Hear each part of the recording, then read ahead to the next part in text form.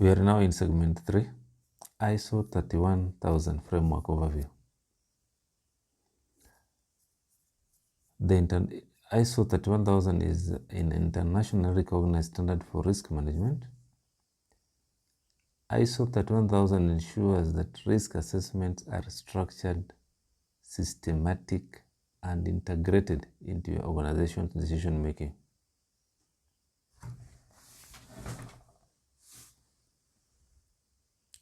ISO 31, we start with the principles of ISO 31. Principles. Risk management should create value, ensuring efforts align with organizational objectives. For example, preventing a data breach protects patients' trust and regulatory compliance.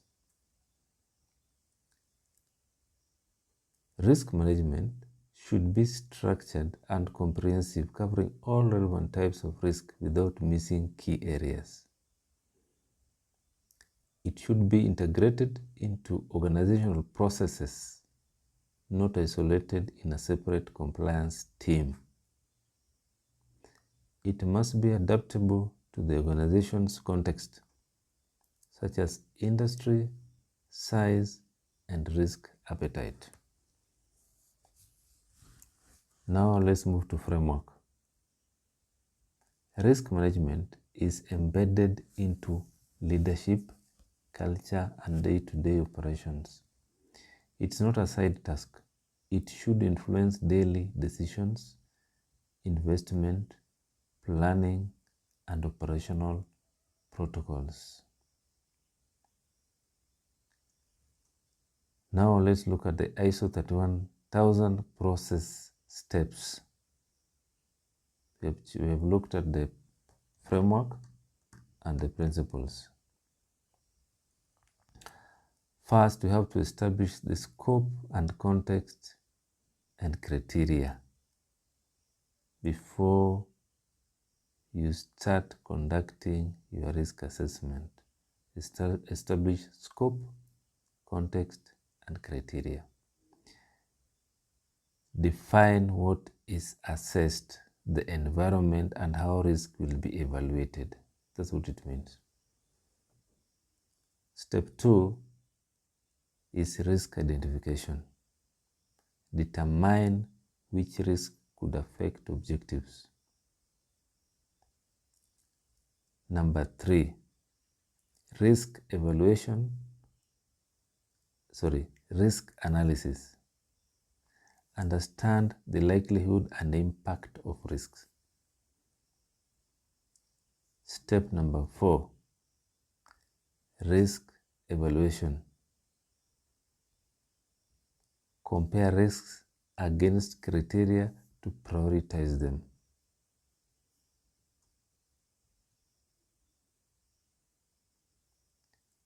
Number 5, risk treatment. Implement measures to mitigate, transfer, or accept risks. Step number 6, monitoring and review. Track changes, assess effectiveness, and update as needed.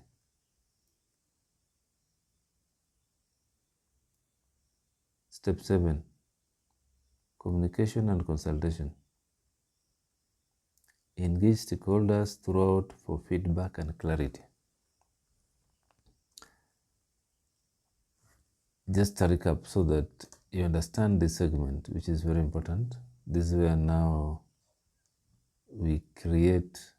you're starting to conduct your risk assessment, but you have to ensure you adhere to the principles and the framework and the steps.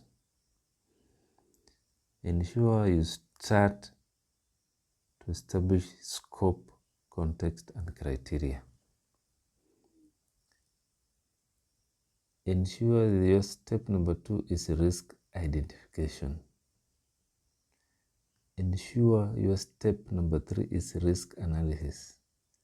Ensure your step number 4 is risk evaluation. Ensure your step number 5 is risk treatment.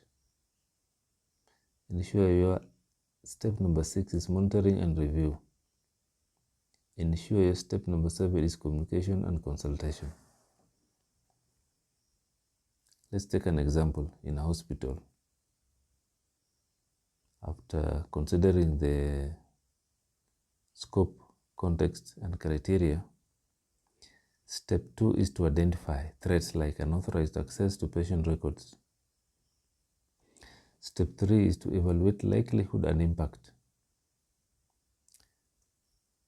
Step 4 would prioritize risks such as cyber attacks versus physical theft. Which one do you feel is more serious than the other? Step 5 applies control like encryption and CCTV. Step 6 is to monitor incidents. Step 7 engages staff and regulators. This is an example that will help you have a mental picture, and as now you take to the principles, your workbook, and try to practice as per what you are being instructed in the workbook, so that you see and evaluate your understanding.